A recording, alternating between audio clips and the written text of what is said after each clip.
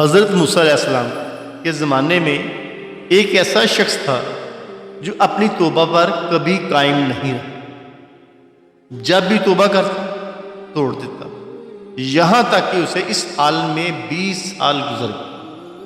اللہ سبحانہ تعالیٰ نے حضرت موسیٰ علیہ السلام پر کی طرف وحی نازل کی اور فرمایا کہ میرے اس بندے کو جا کے کہہ دو کہ میں اس سے سخت ناراض ہوں۔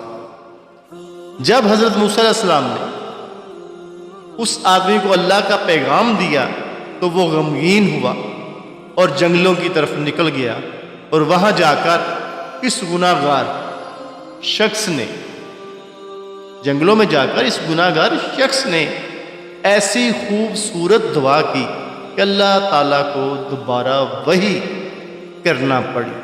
اس شخص نے بارگاہ رب العزت میں عرض کی، اے رب ذوالجلال، تیری رحمت کم ہو گئی ہے یا میرے گناہوں نے تجھے دکھی کر دیا؟ تیری بخشش کے خزانے ختم ہو گئے ہیں یا بندوں پر تیری نگاہ کرم نہیں رہی؟ تیرے عفو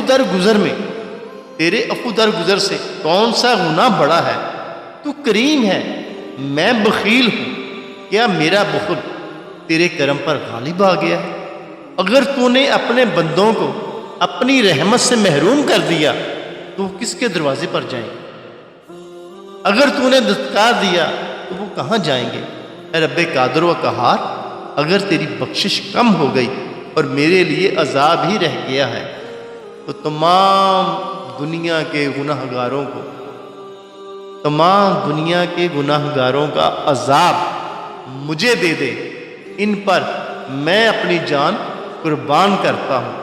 اللہ سبحانہ تعالیٰ نے موسیٰ علیہ السلام سے دوبارہ وحی کر کے فرمایا، جاؤ میرے بندے سے کہہ دو کہ تو نے میرے کمال قدرت اور عفو درگزر کو پہچان لیا، اس کی حقیقت کو سمجھ لیا۔ اگر تیرے گناہوں سے زمین بھر بھی جائے تب بھی میں تجھے بخش دوں گا۔